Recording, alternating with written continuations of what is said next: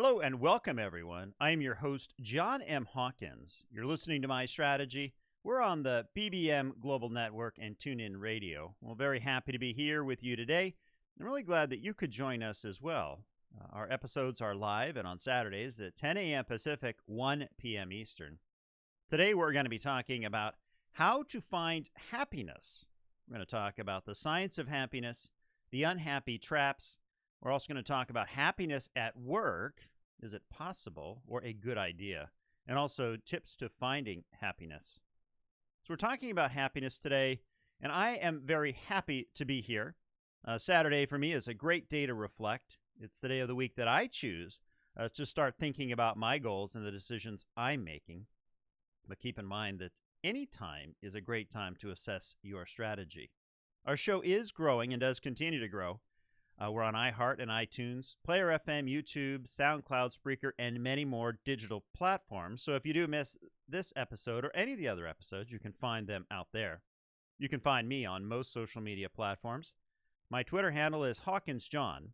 That's Hawkins John if you want to find me on Twitter. Or you can go to my website at johnmhawkins.com. That's johnmhawkins.com. And just like anything in life, we need to have a strategy and a plan to help us reach our goals, because the best laid plans don't always work the way we intend.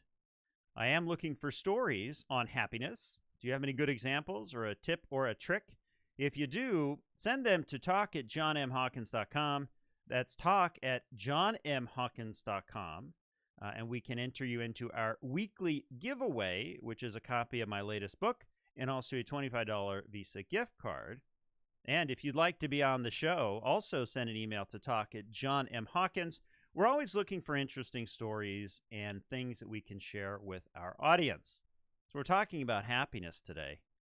Talking about what is your definition of happiness. We're going to go through the frequent positive emotions, joy, interest. Well, what about satisfaction or appreciation of life? Do those all tie into happiness as well? We're then going to talk about the science of happiness. There's actually a certain age in life where you are the most happiest. Well, there's two of them, according to science. What about pets? Pets can also bring us happiness. We're also going to talk about things to avoid, and these are things that could make you unhappy. Things like not having a goal, not having a passion for things. Too much free time, lack of gratitude, not sleeping, not exercising, maybe even watching too much TV could make you unhappy. We're going to go through those. We're then going to talk about some research that has been done where there's about happiness at work. So in a lot of companies, they're trying to make their employees happier because they feel that that might help them be more productive. But is it working as designed? Happiness doesn't always lead to increased productivity. Happiness can be exhausting, and it doesn't always get you through the workday. We'll then talk a little bit about some tactics and strategies that you can use to help find happiness. We'll go through those tips as well. So that's our show for today. So happiness, what is it? What is your definition? My definition might be different than you. According to the dictionary, happiness, the state of being happy. She struggled to find happiness in her life. Well, that's not very helpful, so maybe we'll go after some synonyms. Synonyms for happiness are pleasure, contentness, satisfaction, cheerfulness, cheeriness, merriment, merriness, gaiety, joy, joyfulness, joyful, joviality, jollity, jolliness, glee, and on and on. Good spirits, high spirits, good cheer, etc. So lots of synonyms for happiness. I don't know if I was too happy with the definition of happy, but what is your definition of happy? And how does it make you feel? Well, there's an article that can help with your definition of happiness. This article was written by, I'll have to get the author name, but basically it's called, What's Your Definition of Happiness? Learn from other people's happiness and see what reflects in your own happiness. This is an article that says, what is your definition of happiness? Research in the field of positive psychology and happiness often define a happy person as someone who has experienced frequent positive emotions, such as joy, interest, pride, and infrequent, although not absent, negative emotions, such as sadness, anxiety, and anger. Happiness has also been said to relate to life satisfaction, appreciation, life, moments of pleasure. But overall, it has to do with the positive experience of the emotions. I like how they're dovetailing in the negative as well, because I didn't see any of that in the definition. It says the key to these definitions is that positive emotions do not indicate the absence of negative emotions. A happy person experiences the spectrum of emotions just like anybody else, but the frequency by which they experience the negative ones may differ. It could be that happy people don't experience as much negative emotion because they process it differently, or they find meaning in ways that others may have not. They process it differently. We talked about perspective a couple weeks ago, and that makes a lot of sense. If you see things from a different perspective, two situations, or a situation with two people in the situation, they might see different things. It appears that happiness is the same way. Because, in fact, using the phrase happy person is probably incorrect because it assumes they are naturally happy or that positive things always happen to them. No one is immune to life stresses. But the question is whether you see those stressors as moments of opposition or moments of opportunity. Regardless of where you are on the happiness spectrum, each person has their own way of defining happiness. Philosophers, actors, politicians, everybody in between have weighed in on their own views. The author gives some views here. The ancient Greeks defined happiness as the joy that we feel when we're striving after our potential. Shirley MacLaine, Academy Award winner, said, "To be happy, you have to be willing to be compliant without knowing." Michael J. Fox said, "My happiness grows in direct proportion to my acceptance and the inverse proportion to my expectations." Well, that's an interesting perspective. Master Kip, the founder of Daily Love, said, "I don't always expect to be happy. I simply accept what is, and acceptance is key. This is what self-love is all about, really. Acceptance and the ability to love yourself right where you are." Gabrielle Bernstein, an author, said that choosing happiness is the path of least resistance. Aristotle says happiness is a state of activity. Many more others opined on their definition of happiness. The author goes on to say that what's great about all these definitions is that commonalities start to emerge. She says that Shirley MacLaine and Michael J. Fox tell us to accept life situations and accept uncertainty as a natural part of life. And the greater we're able to do that, the greater we can lean into happiness. Acceptance. Accept the uncertainty. Interesting. Maston Kip tells us it's okay to not strive to be happy, but accept whatever we are feeling. He hints at the important concept, which is that we so often try to fix things and get to be happy or at peace over a situation. But sometimes we need to acknowledge that whatever those feelings are might not be accurate.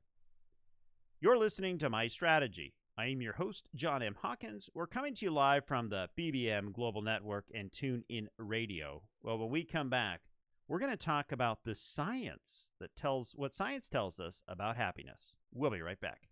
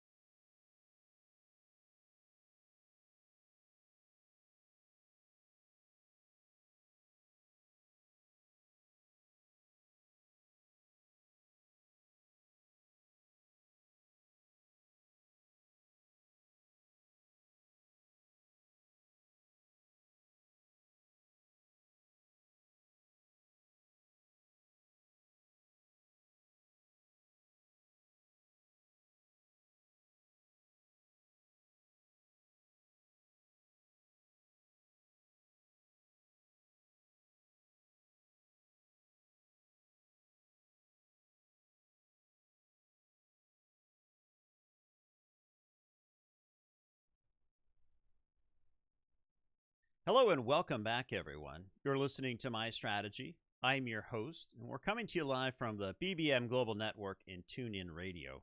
I'm very happy to have you here with us today. Right before the break, we were talking about the definitions of happiness and what it means. In this segment, I want to talk a little bit about the science about happiness. What does the science tell us about happiness? I've got an article here from Amanda Chattel. The article is titled, "What Really Makes a Person Happy? 9 Things Science Knows About What Really Keeps Us Content." She says, life and liberty aside, what really makes people happy? For her, it's happiness is pizza. She doesn't have to share. Her dog in her lap, and Netflix plugged into her TV. You know, the little things in life. Although many of us can attribute feelings of happiness to activities, buying new shoes, eating food, or things like that, there's actually some fundamental patterns that she's identified that make most people happy. And she says the study of happiness is a growing field, and many are starting to look at it from a scientific perspective. So what are some of her observations? She's given us 9 things to think about. The first is caring about other people. She says, according to TED speaker and economist Paul Zak, we all have something in us called the moral molecule, which is associated with both love and pain relief. This molecule releases high levels of oxytocin when we think about those we care and love for. She says studies have found that even spending some time on social media, not tweeting and other things, but specifically looking at photos of your friends, can raise those oxytocin levels, making people happier than they were before they looked at photos or status updates. Maybe social media is not all that bad. Number 2, she says, is old age or being 23. Says there's a study out there that finds that age has to do with being happy or not. And in the study, they said that people in their 70s were far happier than 18-year-olds. Because even though both age groups experienced extraordinary events, the people in their 70s who had more life experience and knowledge about themselves could enjoy it more. Other studies indicate and confirm that 69 and older is the happiest time. 23 tends to be especially happy as well. And for those in their early 40s to mid 40s, watch out. This is where you are the least likely to be happy.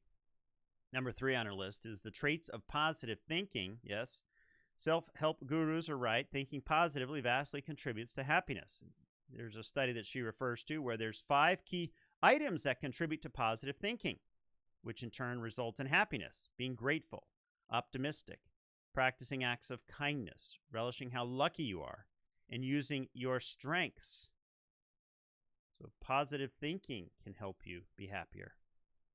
The next one's pretty obvious. Number 4 on our list is exercise. She says, not too surprisingly, exercise makes people happier. When people work out, endorphins, which are natural painkillers, are released, creating feelings of euphoria. Perfect example of this is a runner's high. But luckily, the feeling can be achieved in more ways than one. She also suggests that another way to find happiness is enjoying culture. There was a study that was done that found that stepping outside of yourself, submerging yourself into a culture around you, can contribute to happiness. Of the male and female participants, men and women who enjoyed things like ballet and art, or even attending a sporting event, were more likely to be happy. So go out and buy your tickets to the event. Having a pet. Because, of course, she says, studies have found that some of the happiest people around are those who have a pet. Study found that pets not only increase our self-esteem, but also give us a better sense of belonging and a deeper meaning to life.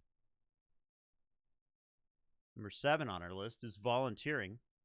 She says, according to psychologist Mark Schneider, volunteering creates feelings of greater self-esteem and psychological well-being, which of course leads to happiness. Snyder says that in our society, we are often under no obligation to help others, but that when we choose to do so anyway, going against the strong dynamics of self-interest, those feelings come out, such as selflessness, and it does wonders for the psychological effect.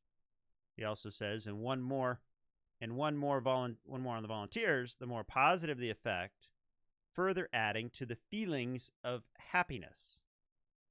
The next one is having sex. Another shocker, she says, is that frequent sex leads to less anxiety, stress, and depression. We can also thank it for making us physically healthier. And science also shows that those who partake have more money. I would like to see that study and see what it's all about. She says, yes, those who found that they are more engaged often make 4 times more, with someone who's engaged more than 4 times a week, make 5% more, and those that aren't doing it that often, not. The final one, number 9, is not thinking about it too hard, about being happy.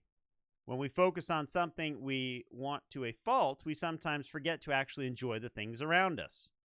There was a study that showed that those people who try focusing on happiness are actually less happy than those who do not. While wanting to be happy is a good thing, it's when we don't let go enough and enjoy ourselves that we end up facing some serious defeat. Those are some tips from Amanda Chantel.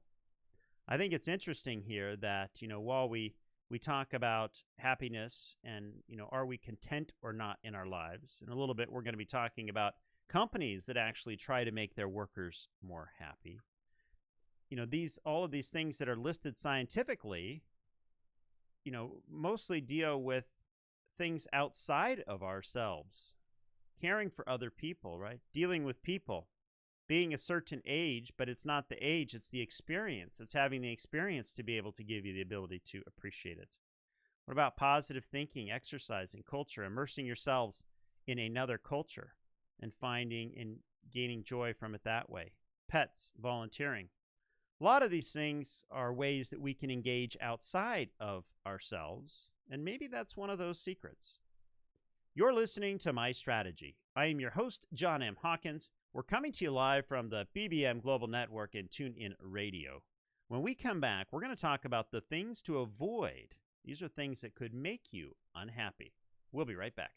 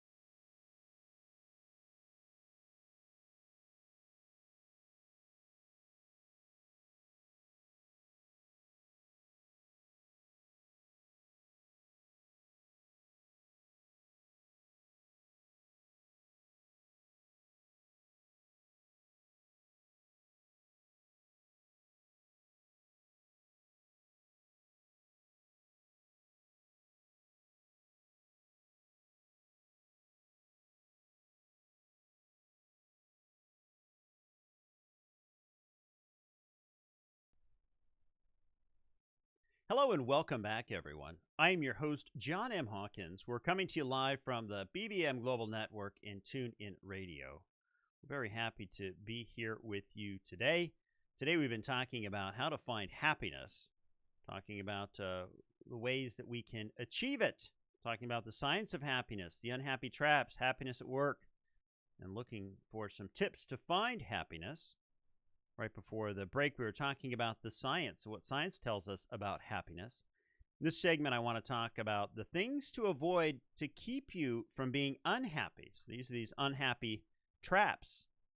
Things like no goal, no passion, lack of free time, lack of gratitude, not sleeping enough, not getting enough exercise, things like that. Got an article here from Christopher Jeschke. It says 10 things keeping you unhappy and how to avoid them. It says very few people want to be unhappy, and yet so many people are. Christopher says he's far from perfect, but he's much happier now than he was a year and 6 months ago.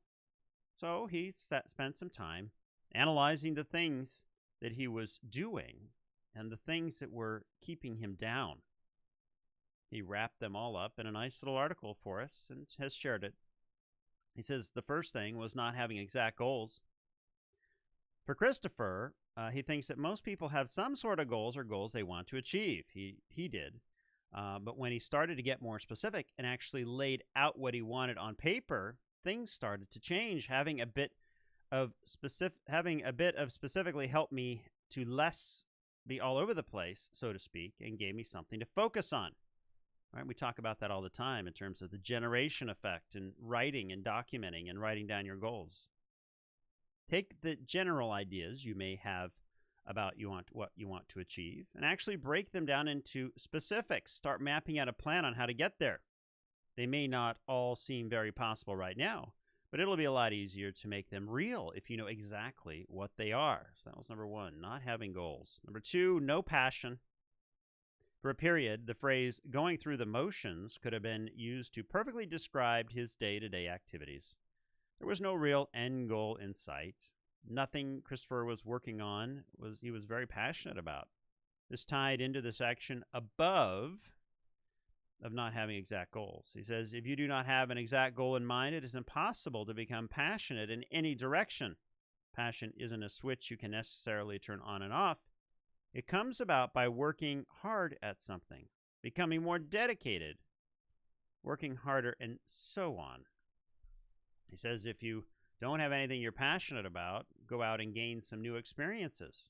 It's a good idea. Number three is lack of gratitude. He says you always should be improving, and that's a given. It's always good to want more, find more love, more friends, more money, more good things. He said there's nothing wrong with that, but the wanting more and wanting to improve in a good way to keep pushing yourself forward. But many people don't take the time to appreciate what they have. This can be damaging for their happiness and for his as well. He says, when was the last time you took the time to appreciate the friends who've been with you through thick and thin? The family members who raised you? The last time you looked out at the world with wonder? Appreciated the warm glow of the sun on the back of your neck, while dew sparkled freshly on the grass? There are many incredible things in this world, and every one of us has something to be grateful for. Christoph said he also had too much free time. While there's nothing wrong with taking a break, it should only be a break. He says he had an opportunity where he was on a vacation for 3 months, and at one point during this vacation, it became the endless vacation, and he was waiting for it to be over. He said he was about ready to lose his mind. So, how did he fix it? He said what fixed it was he packed his schedule so tightly that he could barely breathe. He says when you have a lot of things to do and a tight schedule and tough deadlines, you appreciate the breaks more. That's some good advice. Too much passive entertainment. Too much TV will kill you, is what Christopher says. Okay, maybe it won't kill you, but it will keep you from living, which basically is the same thing. If you feel unhappy, get outside, stare at the trees, touch some grass, or appreciate the wonders of the world around you. Go for a run, write something, build a castle out of Legos, but don't try watching TV to make you feel better. I think that's a good point. You know, when we're engaged and out there doing things, and in the prior segment we talked about volunteering, pets, right? We're doing something that's outside of our feelings of unhappiness. Not sleeping enough. He said there's a line between sleeping too much and sleeping too little. You want to be on that line.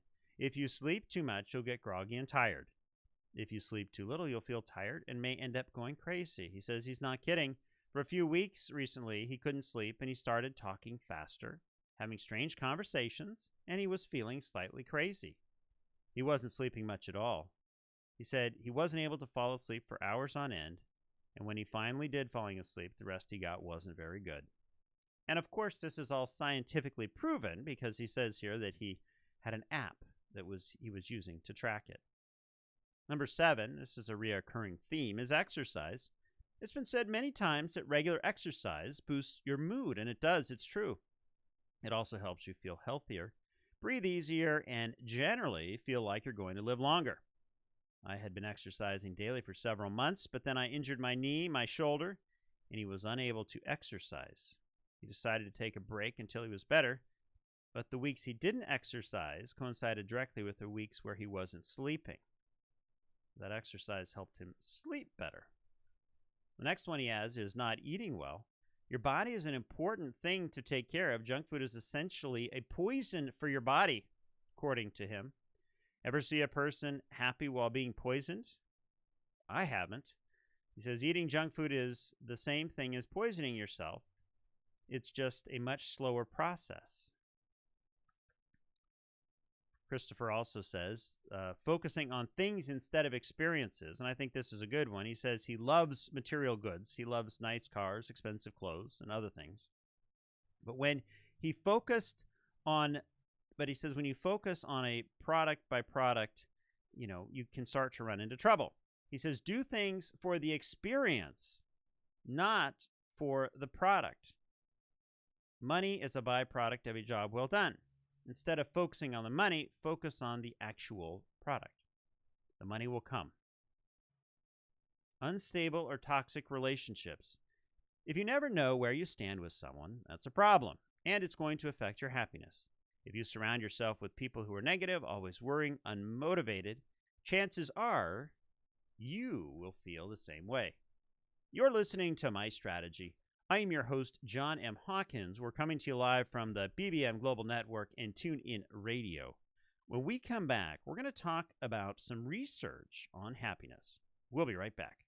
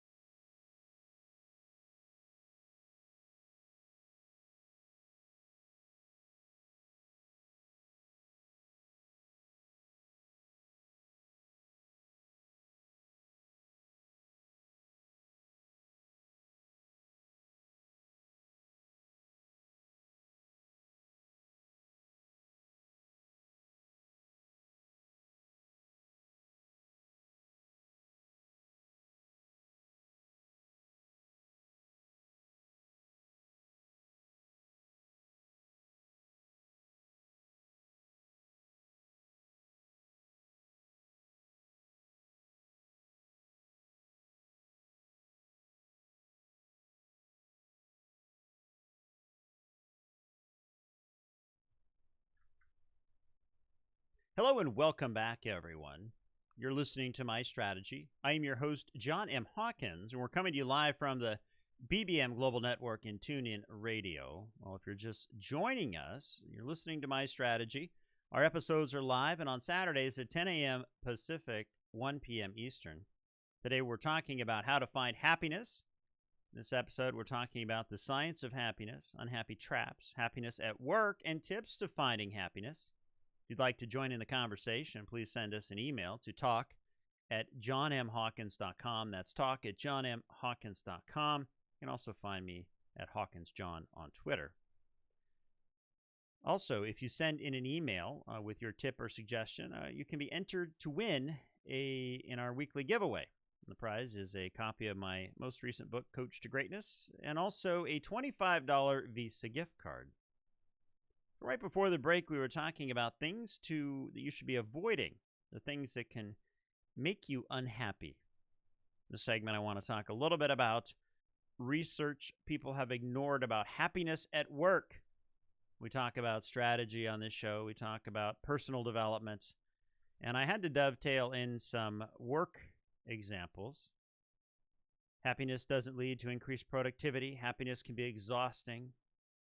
Doesn't get you through the workday. Those are some of the takeaways. This is all from Andre Spicer and Carl Cederstrom.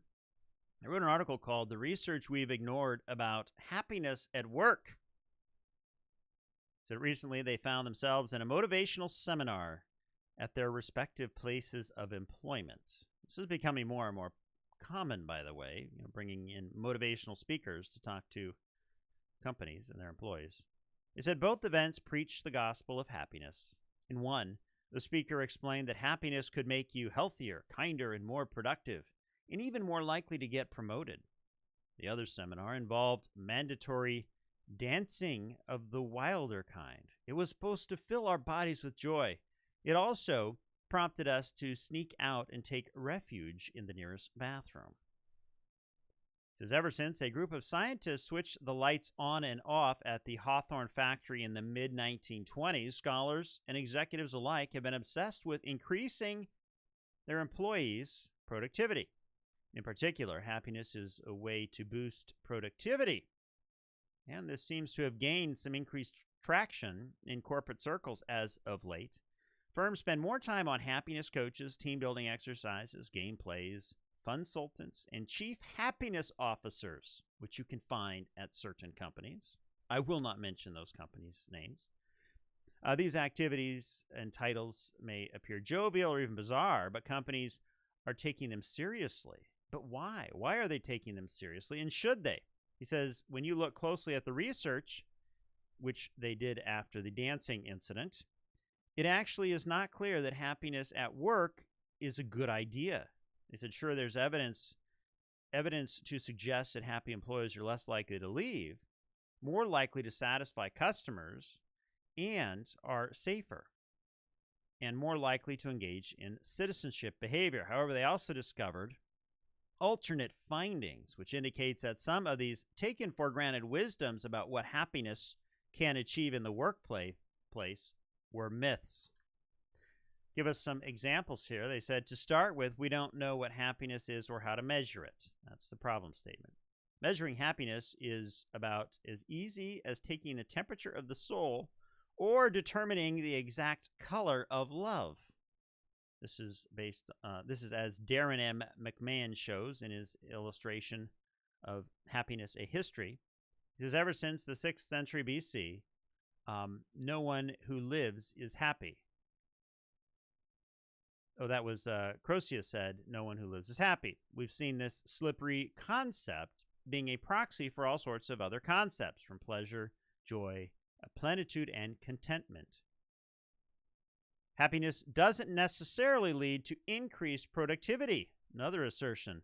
A stream of research shows some contradictory results with the relationship between happiness, which is often defined as job satisfaction, and productivity. This is according to a study of a British supermarket where it suggests that there might be negative correlation between job satisfaction and corporate productivity. The more miserable the employees were, the better the profits. Sure, other studies have pointed in the opposite direction, saying there's a link between feeling content with work and being productive. But even in those studies, when considered as a whole, demonstrates a relatively weak correlation. The next one they say is happiness can be exhausting. The pursuit of happiness may not be wholly effective, but it doesn't hurt, right? They say wrong. Ever since the 18th century, people have been pointing out that to demand to be happy brings with a heavy burden, a responsibility that can never be perfectly fulfilled. Focusing on happiness can actually make us feel less happy. We learned about that in a prior segment as well. A psychological experiment recently demonstrated this, where the research asked their subjects to watch a film that would make them happy. It was about a figure skater winning a medal. But before watching the film, half the group were asked to read a statement out loud about the importance of a happier life. The other half did not. The researchers were surprised to find that those who read the statement about the importance of happiness were actually less happier about the film than those who did not read the statement. They say another thing here is that it won't necessarily get you through the workday. If you've worked in a frontline customer service job, like a call center or fast food restaurant, you know that being upbeat is not an option. It's compulsory. And tiring as this may be, it makes some sense, right, if you're in front of the customers.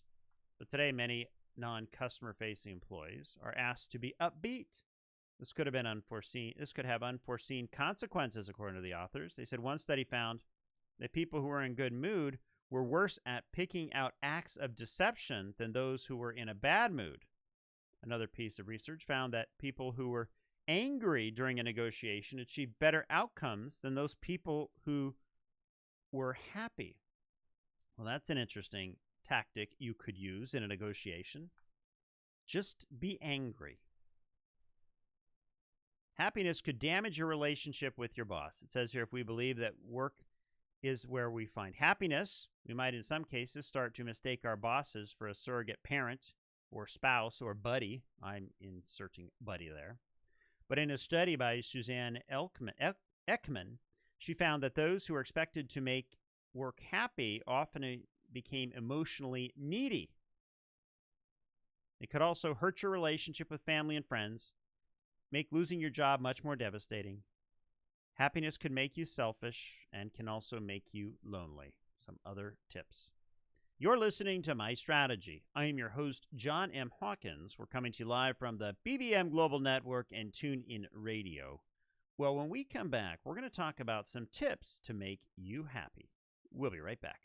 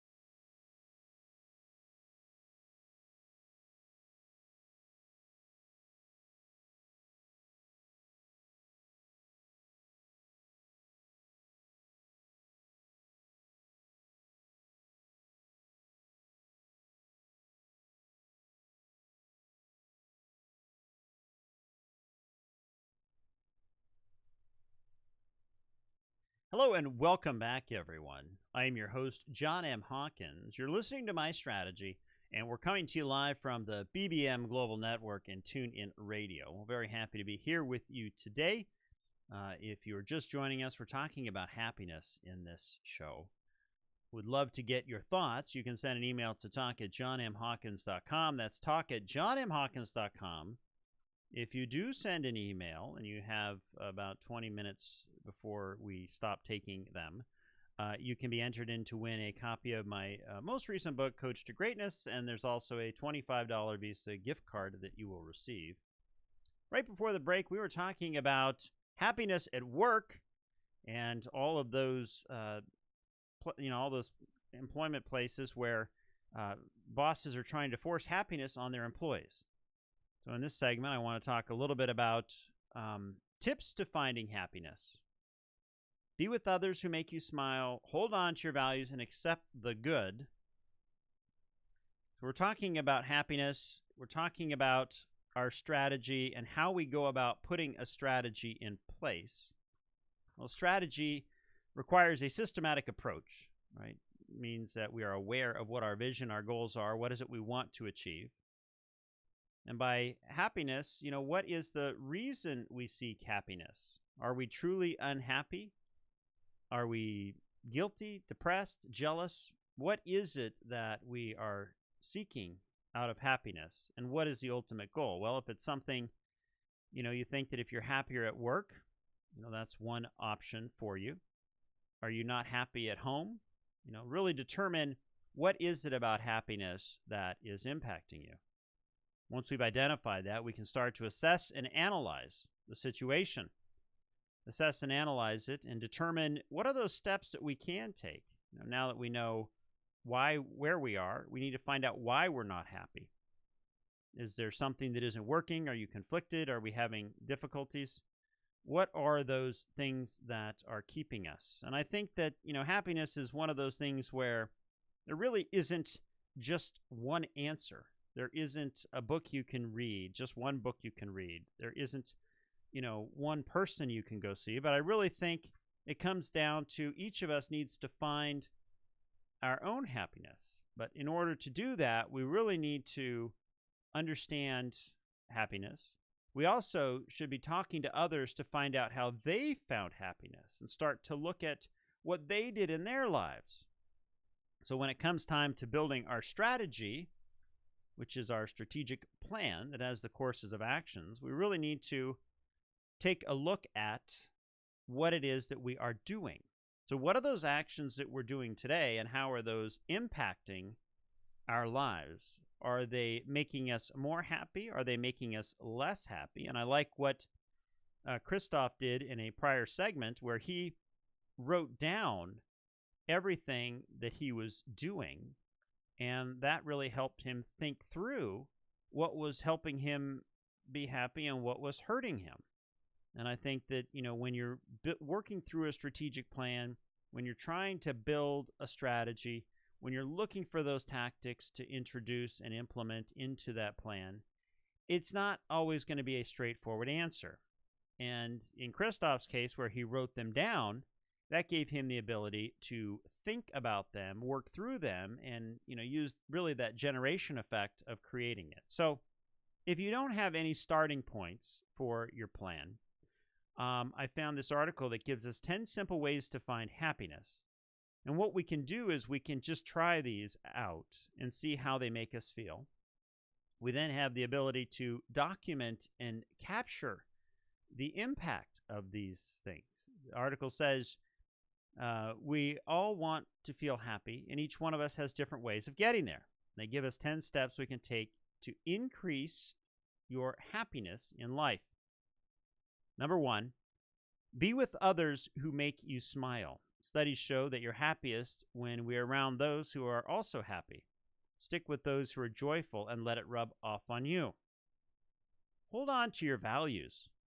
When you find true what you know is fair and what you believe in all values over time, the more you will honor them. The better you will feel about yourself and those you love. Accept the good. Look at your life, take stock in what's working, and don't push away something just because it isn't perfect. When good things happen, even little ones, let them in. Imagine the best. Don't be afraid to look at what you really want and see yourself getting. Many people avoid this process because they don't want to be disappointed if things don't work out.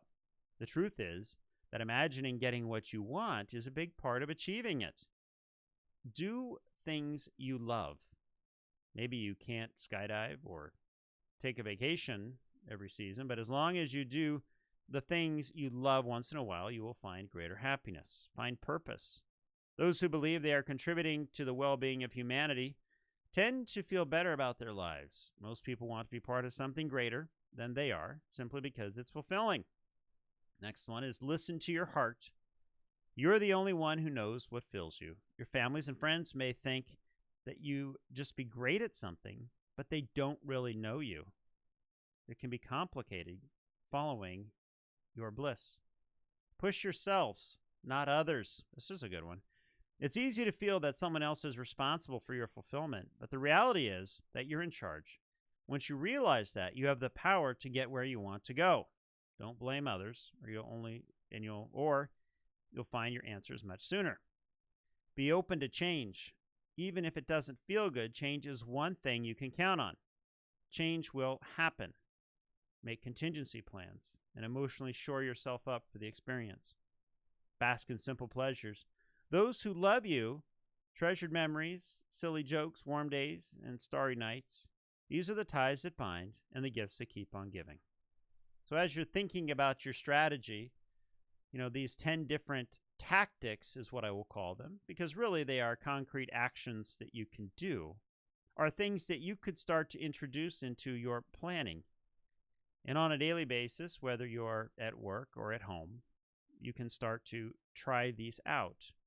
Now, as we learned earlier, you might not want to be too happy at work because it has other ramifications, but isn't it better to know that you and accept that happiness is not something that you're seeking at work and that you're really looking for fulfillment and motivation as opposed to that? I mean, this is all part of what putting together a strategic plan is. It's envisioning the outcome and then coming up with those tactics and strategies that we can implement to get there. We then need to implement the plan, which means you need to start doing these new tactics on a daily basis and start to get them worked into your daily routine. And if you're having issues accomplishing them, reach out to a friend, get some support, someone who can help. You're listening to My Strategy. I am your host, John M. Hawkins. We're on the BBM Global Network and TuneIn Radio. When we come back, we're going to talk about how to get your plan put into place. We'll be right back.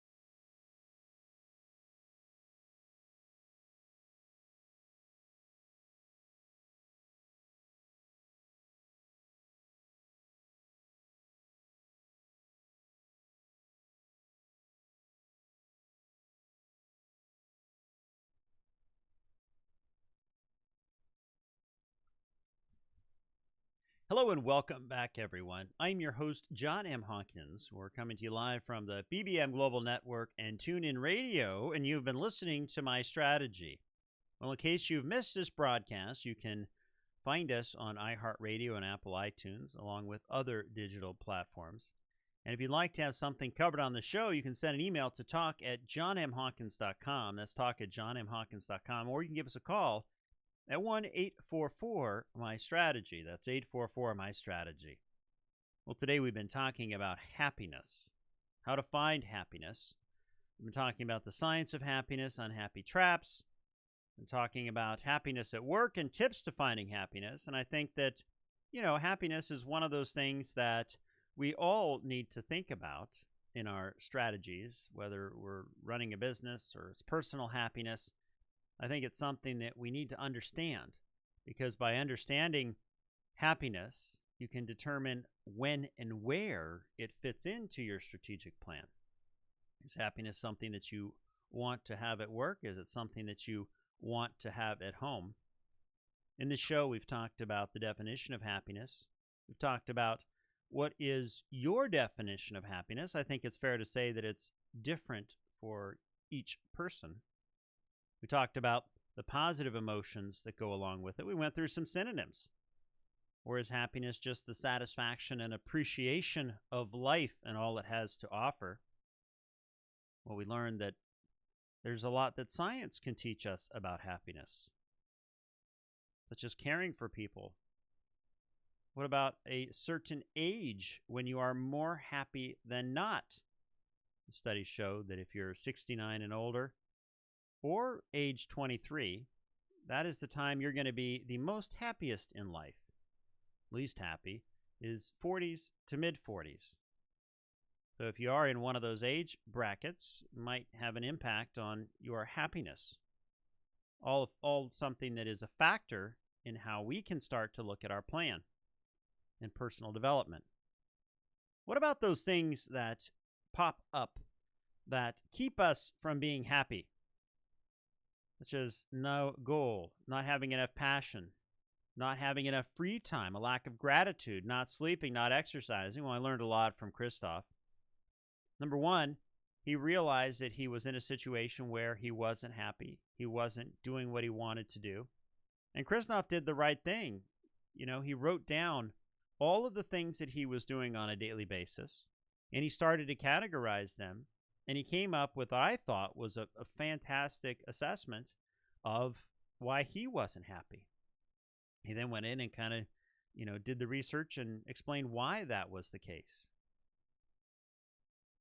Also, researchers have shown that happiness is now trickling into the workplace. And this trend is happening at many, many different companies. And if you're involved in one of those, I would love to hear your story. But what we learned was that happiness doesn't always lead to increased productivity. Happiness can be exhausting. It's not always going to get you through the workday. We then went through and found some tips to provide happiness. This is all part of building our strategy. These tips are used as tactics that we can use in our daily lives as we're going through it. Keep them handy. If you're not happy, try one of these tactics. See which ones work for you, which ones don't. If it works, write down what made you feel happier. Write down the people you were with, the friends. What was it that made you happier? All this comes down to being able to break those habits. So if you are in a bad habit, learn to break it. And it comes down to having a conscious prioritization and commitment to our goals. You've been listening to My Strategy. I am your host, John M. Hawkins. We've been coming to you live from the BBM Global Network. So happy to be here with you today. We'll see you next time.